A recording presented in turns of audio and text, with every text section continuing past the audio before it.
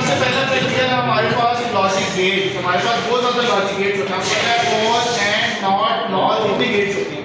अगर हमने एक भी लॉजिक गेट समझ लिया तो सारे के सारे लॉजिक गेट्स वाले एक्सपेरिमेंट उससे हमारे पास सॉल्व हो जाएंगे। ठीक है, तो आज जो हमारे पास लॉजिक गेट है वो हमारे पास नॉट लॉजिक गेट मौजूद है, और ये आपको देख सकते हैं नॉट, और इसका जो टेबल के ऊपर मेंशन होता है, इसके ऊपर ही आपके पास मेंशन होगा। ठीक है, ये ट्रुथ टेबल आप देख सकते हैं, आपके पास मेंशन होगा। अब नॉर गेट क्या होता है आप देख सकते हैं। नॉर गेट क्या होता है, और का ऑपोजिट होता है। और में क्या करना होता है, प्लस करना होता है। ठीक है, प्लस करना होता है। 0 + 0 क्या होते हैं, 0, और 0 का ऑपोजिट क्या होता है, 1। 0 + 1 क्या होता है, 1, और 1 का ऑपोजिट 0। ये आपका ट्रुथ टेबल आपके पास मौजूद है। ठीक है, तो आप देख सकते हैं। अब हम इसको कनेक्ट करके देखते हैं। अच्छा, ये पहले आपने चीजें याद समझनी हुई है। अच्छा, तो आपने रिकॉर्डिंग किया? जी मैंने। आपका मोबाइल? जी मेरा मोबाइल। पीछे दिख रहा है, चलेगी फिर। ये आउटपुट की लीड होती है, ये इनपुट की होती है। अच्छा, ये ए है, ये बी है। अब देखिए जब मैं बटन दबा रहा हूं उसका मतलब मैं इनपुट 1 दे रहा हूं। सर यहां से कुछ भी दोनों बटन नहीं दबे हुए, और जब दोनों बटन नहीं दबे हुए तो आउटपुट में क्या मिलेगा, 1, यानी लाइट ऑन होगी। तो वैसे ही देखिए लाइट ऑन आपको जी। और ये आउटपुट सर आप पूरे नहीं आ रहे, सर आप पूरे नहीं आ रहे, थोड़े नीचे हो।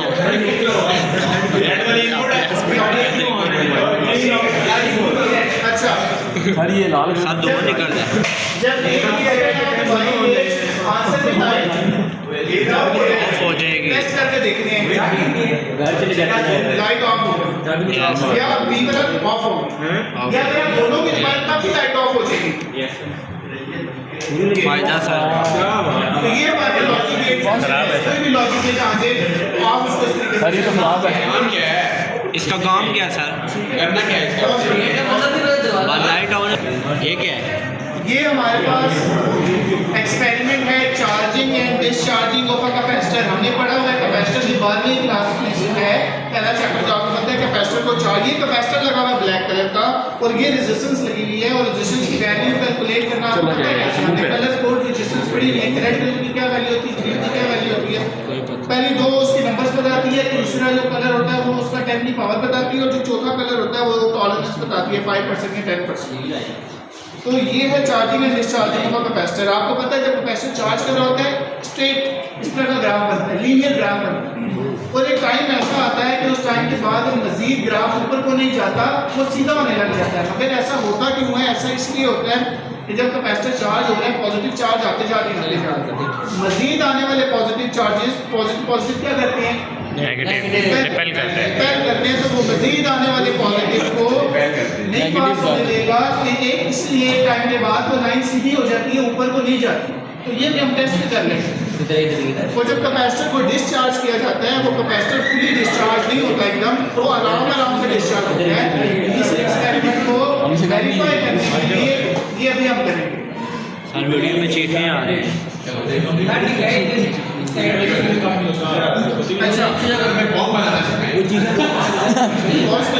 स्टार्ट। ये देखिए आपके पास अभी जो वोल्ट मीटर है ये 0 पे है। क्यों? क्योंकि अभी मैंने स्विच ऑन नहीं किया। जैसे ही मैं स्विच ऑन करूंगा आप देखेंगे कि कैपेसिटर चार्ज होने लग जाएगा, और जब चार्जिंग होने लग जाएगी मीटर बढ़ती जाएगी। जा रही है इसकी आगे? जा रही है। स्टार्टिंग में तेज से आएगी, बाद में स्लो हो जाएगी। ऑब्जर्व करना, देखिए हम आहिस्ता आहिस्ता आगे जाएंगे। ऐसा क्यों? वही मैं बता चुका हूँ कि एक टाइम के बाद मजीद आने वाले चार्जेस को रिपल्शन होती है, तो वो अब चार्जिंग आराम से होगी। बस बंद कर दी सर, फट गई सर। फिजिक्स में टॉलरेंस का मतलब सर सुई भाई राजी अब और स्लो हो गया। देखें एंड तक जाएगी मगर ये स्लो चार्जिंग है। भाई नहीं है बिल्कुल सर ऐसा क्यों होगा? पॉजिटिव चार्ज आ रहे हैं यहाँ पे इकट्ठे होते जा रहे हैं, मजीद पीछे से आते जा रहे हैं। कैसे नजर आएगा?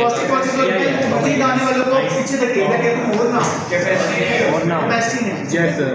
अब जैसे मैं बटन ऑफ करूंगा कि डिस्चार्ज होने लग जाएगा, और डिस्चार्जिंग स्लो होगी, तेजी से नहीं होगी। देखना आराम से नीचे जाएगी। फास्ट जाएगी, बीच में आएगी तो ठीक है? बीच में आएगी तो फास्ट जाएगी। हाँ जी, तो ये था आपका चार्जिंग डिस्चार्जिंग ऑफ कैपेसिटर, ठीक है? पॉज करो। ये कैसे होगा? जो चार्जिंग का ग्राफ है आपके पास इस तरीके से बनेगा और जो डिस्चार्जिंग का ग्राफ है आपके पास इस तरीके से क्या बात है? इस तरीके से ये प्रैक्टिकल में पूछेगा। जी ग्राफ आपको बताऊं गिवन होंगी, ये जो एक्सपेरिमेंट कराए जा रहे हैं आपसे परफॉर्म नहीं करवाए जाएंगे, आपको सारा का सारा डाटा प्रोवाइड किया जाएगा, ग्राफ बनाने का कहेगा या जो जिनमें फार्मूले होंगे वो फार्मूले मैं आपको प्रोवाइड करूँगा। एक्सपेरिमेंट है आपके पास forward and reverse bias of diodes, हमने इसी 12th क्लास में आपने डायोड्स वाला पीएन जंक्शन पढ़ा, तो ये उस पीएन जंक्शन में से एक्सपेरिमेंट है।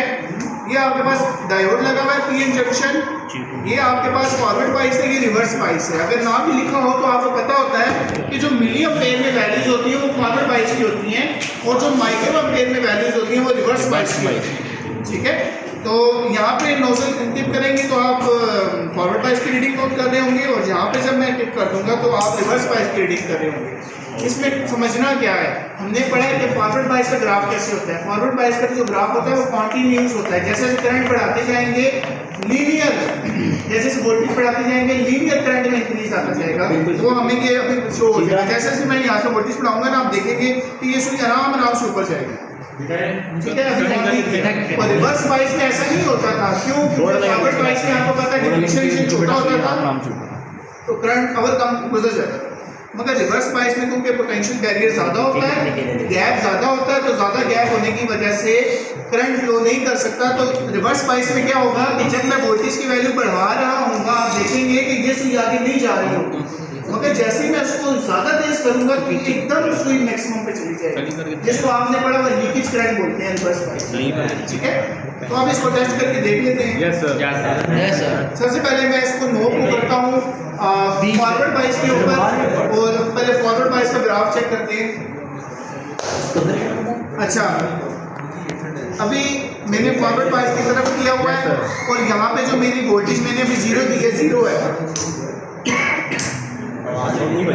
अब आप देखेंगे जैसे ही मैं फॉरवर्ड बाइस की वोल्टेज बढ़ाऊंगा करंट देखना उसके साथ साथ लीनियरली इंक्रीज करेगा। ये देखिए ऑब्जर्व करिएगा, हो रहा है सर, ये जैसे जैसे बढ़ा रहा हूँ वैसे वैसे ही करंट में इंक्रीज आ रहा है, तेज हो रहा है सर जी। जैसे जैसे कम कर रहा हूँ करंट में डिक्रीज आ रहा है। तो ये कंफर्म करता है कि हाँ ये फॉरवर्ड बाइस ही है, क्योंकि फॉरवर्ड बाइस में लीनियर होता था। रिवर्स में अब रिवर्स में देखते हैं, मैं पहले तो इसको रिवर्स करूंगा और अब रिवर्स वाली वोल्टेज को मूव करूंगा और अब देखें जब मैं इसको मूव करूंगा तो ये सुई नहीं हिलेगी, थोड़ा से मूव करने से सुई नहीं हिलेगी, हिल रही है? नहीं। अब मैं थोड़ा ज्यादा मैक्सिमम करता हूँ, एकदम उधर से लीकेज करंट की वजह से एकदम मैक्सिमम को भी क्रॉस कर सर ये मैग्नेटिक फील्ड की वजह से हाँ करंट की वजह से ये वेरीफाई करता है दिस इज फॉरवर्ड बाइस and this is reverse bias. Sir वो दरमियान में लगा, तो वो दरमियान में लगी है, ये लगा ये तो वोल्टेज है ना, ये देखिए मैं वोल्टेज बढ़ा रहा हूँ तो मुझे बता रहा है आप कितनी बढ़ा रहे हो, इसकी नंबरिंग दे रहा है, तभी तो आप ग्राफ बना सकोगे। यहाँ पे वोल्टेज रखोगे, यहाँ पे करंट रखोगे तो ग्राफ बनेगा ना। यार सर अगर रिवर्स ऑन किया और वो फॉरवर्ड वाले का घुमा नहीं वो कुछ नहीं होगा। नहीं चलेगा। नहीं ये रिवर्स वाला सर इस तरफ नहीं ये घूमता। एक्सपेरिमेंट है हमारे पास फिलामेंट लैब का, ये कौन से टॉपिक में से, ये भी सेकंड ईयर में से है, ओम्स लॉ। अभी तक हम पढ़ते आए ओम्स लॉ, तो ये ओम्स लॉ को वेरीफाई करने का एक्सपेरिमेंट है। और ओम्स लॉ हमें क्या बताता था, जितना वोल्टेज में आप इंक्रीज करेंगे उतना करंट में इंक्रीज आएगा और आप क्या चीज किस में लॉस होगा, रेजिस्टेंस में आपका करंट लॉस होगा। क्या एक्सप्रेशन था ओम्स लॉ का, V = I। जितना वोल्टेज बढ़ाएंगे करंट बढ़ेगा मगर रेजिस्टेंस कम होगा, ठीक है? अच्छा, तो यहाँ से ये देखें, ये मेरे पास नोट लगी हुई है, वोल्टेज की वैल्यू तो मैं यहाँ से सेट करूँगा, ठीक है? यहाँ पे लगा फिलामेंट पर, आपने ऑब्जर्व करना है कि जब मैं वोल्टेज बढ़ा रहा हूँ क्या करंट में इंक्रीज आ रहा है, और करंट में इंक्रीज आने का पता कैसे चलेगा, जब ये लाइन चलती है, जब बढ़ाऊंगा अगर ये और तेज मतलब करंट और बढ़ा, ठीक हो गया। तो अब इसको करके चेक करते हैं। अभी मैंने वोल्टेज की है 0, इसको ऑब्जर्व करिए। वोल्टेज कितनी है 0 मैं 25% बढ़ाता हूँ तो देखना कि अब करंट में भी 25% इंक्रीज आया कि नहीं आया, चेक करना। लाइट चली है, ठीक है? अब मैं वोल्टेज मजीद बढ़ाता हूँ।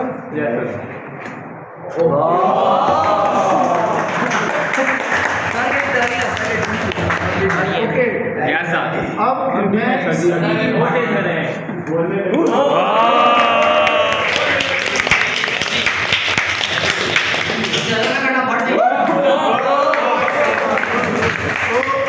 ये मैक्स पे है। वोल्टेज बढ़ाने से लाइट में ऐसी बड़ी यानी करंट बढ़े तभी तो तेज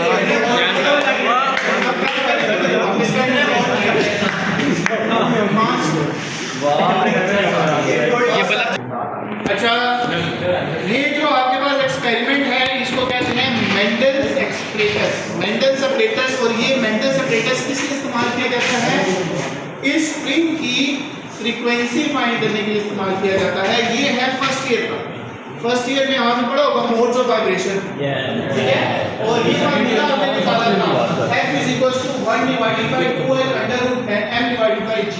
अब इसमें सारी चीजों को समझना है। जो स्मॉल l है ना, स्मॉल l बराबर होता है capital L divided by small l। अब कैपिटल L क्या होता है? कैपिटल L होता है इस स्ट्रिंग की लेंथ। समझाइए तो लेंथ कैसे मेजर करेंगे? स्केल साथ लगा हुआ, ठीक है? अब आ जाए n। n क्या होता है? n होता है मोड्स ऑफ वाइब्रेशन। वो जब हम इसको ऑन करेंगे वो तब आपको नजर आएंगे कि कितनी मोड्स ऑफ वाइब्रेशन बनी है। उसकी वैल्यू भी हम देख के निकाल लेंगे। क्या मैस, इसके नीचे ये लगा हुआ मैस, इसकी वैल्यू भी हमें पता है कि जो एक है ना, एक 50 ग्राम का है, ठीक है? इसी तरीके से ये भी 50 ग्राम का है। तो मैस में हमें पता होगा जी की वैल्यू क्या होगी? सारी वैल्यूज पता होंगी तो आप इस स्ट्रिंग की फ्रीक्वेंसी निकाल लेंगे। और जब फ्रीक्वेंसी आ जाएगी टाइम पीरियड निकालना भी 1 से डिवाइड कर दें टाइम पीरियड। अच्छा, ओके, सारी टेढ़ी है। नाम नहीं है कि ऑन करें बटन यहाँ से ऑन करें। अच्छा, ये देखिए नजर आ रही है मोड्स। ये बंद हो गई, बंद हो गई, गैप हो गया सर, हो रही है सर, गैप हो गई। आप ये देखिए 1 नोड 2 3 यानी 3 नोड के n की वैल्यू क्या है? करीब आके देख लीजिए, कैमरे में आ रही है। ये देखिए ये नोड है और ये जो हिल रहा है ये एंटी नोड होगा। जो रुका हुआ है सर, वो एंटी नोड। सर जी जो हिल रही है हट ऊपर आ जा, हट एक रुकी से लेके दूसरी रुकी तक एक नोड, हट यहाँ तक दूसरा नोड, फिर यहाँ से लेके यहाँ तक तीसरी n की वैल्यू आ गई। लगा हुआ है 50 ग्राम। अब अगर मैं गैस बढ़ाऊं तो क्या होता है देखना। गैस बढ़ाने से क्या होता है देखना। बल्ब तेज हो जाएगा, साल बल्ब फाड़ जाएगा।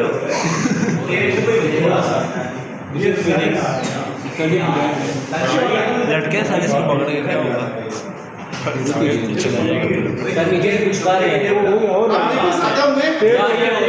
ज्यादा हो गए देखिए 1 2 3 4 अब और गैस बढ़ाते हैं 10 हो गई हैं। सारी हो गई है, सारी हो गई है। तो मैक्स बढ़ाने से आपके नंबर को कोड आप इस तरीके से फाइंड कर लेंगे। एल की वैल्यू क्या होगी? ये बात याद रखिए। एल की वैल्यू होगी ये जो पहला नोड है ना, यहाँ से लेके जो आखिरी नोड है ना वहाँ तक आपने स्केल रखना है और आपने एल की वैल्यू निकालनी है। एल भी आ गया, एन भी आ गया, जी आपको पता होगा और मैथ्स आपको पता है आपने नीचे कितना लगाया है। तो इस तरीके से आप फ्रीक्वेंसी फाइंड कर लेंगे।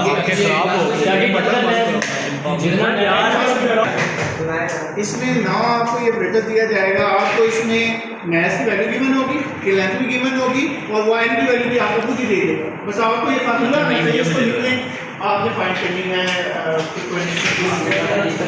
ये आपको क्यों करवाया जा रहा है कि आपको पता चले कि ये चीज़ें होती कैसे, ये वहाँ पे आपको परफॉर्म नहीं कराया जाता है। हाँ तो इसलिए चीज़ों को हमने ये आपको बताया। So that's all for today। आज हमने 5 एक्सपेरिमेंट किए। आपने कुछ